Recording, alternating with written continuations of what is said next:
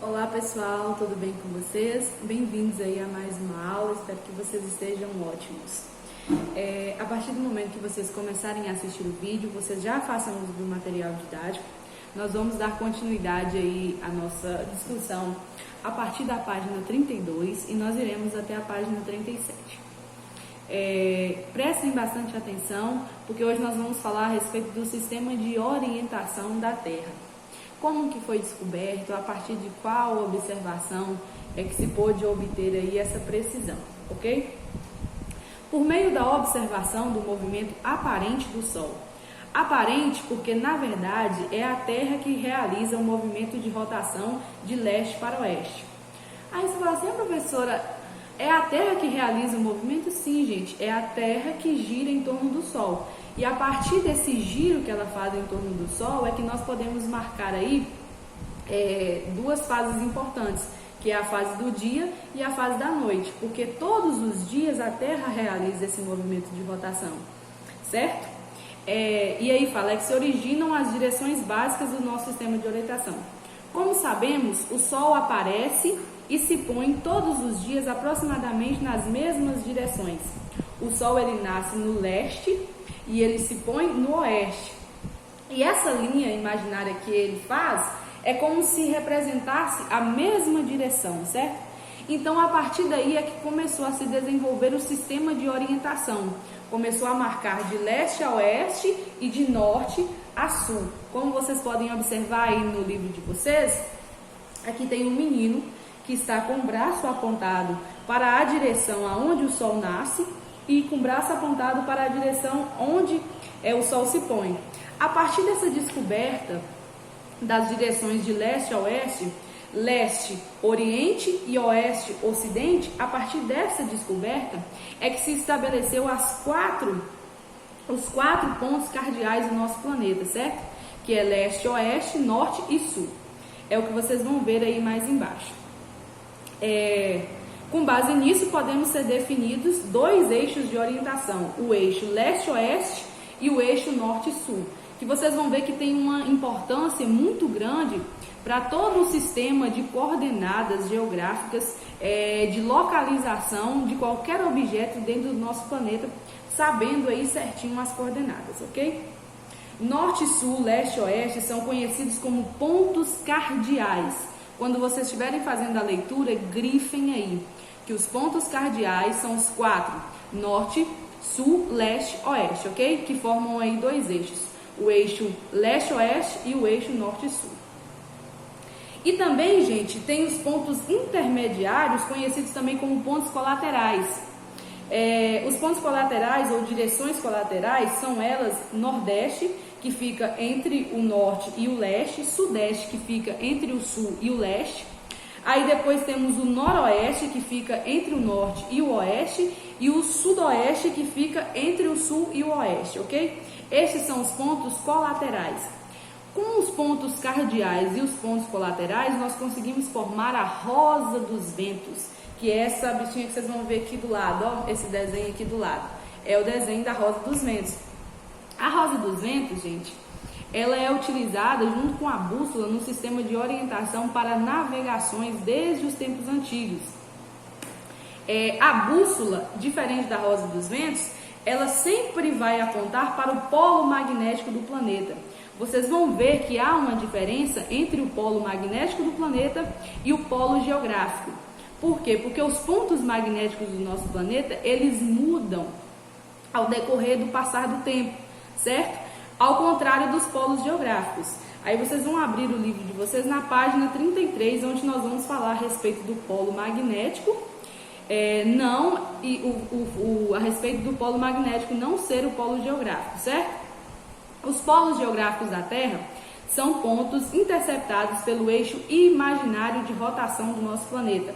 Ou seja, o nosso planeta ele tem um eixo inclinado imaginário de rotação, como vocês podem observar no globo terrestre. Por quê? Porque o globo terrestre ele não fica assim de forma reta, linear, mas ele tem um eixo de inclinação, vocês estão vendo?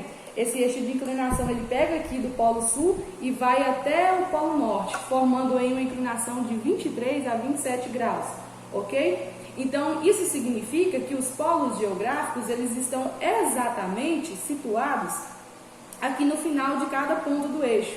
Estão vendo? Vocês podem observar por essa marcação que nós temos aqui no globo. Esse daqui é a linha imaginária do eixo de rotação da Terra, ok?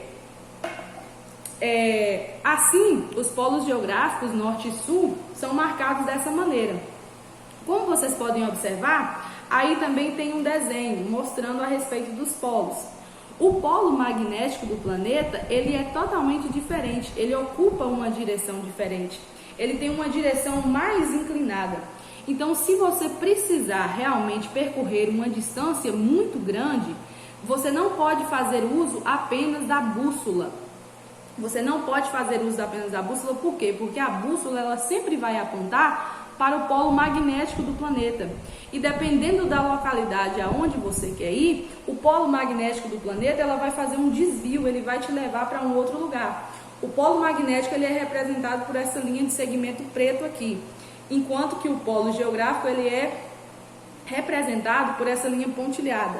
Então, vocês podem observar que se você for seguir uma direção, for procurar uma localização diferente, você vai ter uma divergência aí se você seguir o polo magnético do planeta. Então é importante que se utilize os dois recursos, tanto o recurso aí do sistema de coordenadas do planeta, também pode ser utilizado a roda dos ventos e a bússola. Lembrando que vai dar sempre uma divergência aí entre um e o outro. Agora nós temos aí um sistema, gente, de coordenadas geográficas, que é o que eu estou falando anteriormente. É o sistema que possibilita encontrar qualquer objeto em qualquer ponto do planeta.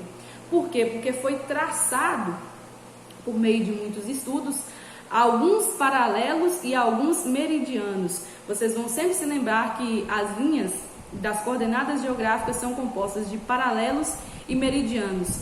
Uma é dividida, os paralelos aí que são divididos as latitudes.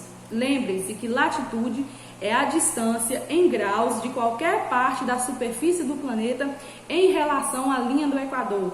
A linha do Equador é essa linha imaginária que divide os dois polos, estão vendo? Divide a Terra ao meio, numa direção horizontal.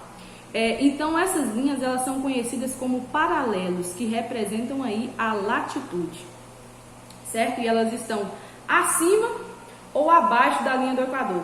Acima significa que elas são paralelos norte e embaixo significa que elas são paralelos sul, ok? O sistema de coordenadas geográficas trata-se de um sistema de linhas imaginárias traçadas sobre o planeta que formam uma malha com a qual é possível localizar com precisão qualquer ponto na superfície terrestre. É constituído por dois componentes, as linhas horizontais, sentido leste-oeste, denominadas paralelos, que indicam a latitude, e linhas verticais no sentido norte-sul, chamados meridianos, que apontam a longitude. Então nós vamos falar primeiramente das latitudes, que são divididas aí pelas linhas do Equador, e elas podem estar aí no sentido norte-sul, né? Que elas podem vir tanto para o norte aqui em cima, quanto para o sul aqui embaixo, sempre divididos o grau zero, que é a linha do Equador, ok? E depois nós vamos falar sobre os meridianos, que são as linhas verticais do nosso planeta. Os paralelos e as latitudes, na página 34, vocês vão aí dar uma grifada. Os paralelos são linhas imaginárias paralelas à linha do Equador, a qual a referência de latitude é zero. Sempre, gente, quando chegar na linha do Equador, a latitude sempre será zero. E as linhas que se seguirem tanto para norte quanto para sul, elas vão de 0 a 90 graus, ok? Para fechar a conta de todo o planeta, vai fechar sempre 180 graus. Então, em linhas horizontais, ou seja, em linhas paralelas, nós sempre vamos fechar aí no planeta 180 graus. Lembrem-se disso. E façam as observações de vocês. A segunda parte dessa aula vou gravar para a gente poder estar falando acerca dos meridianos. Um bom trabalho, pessoal. Grifem aí as partes importantes, tirem as dúvidas, tenham bastante atenção no momento de fazer as atividades. Um beijo e uma boa manhã.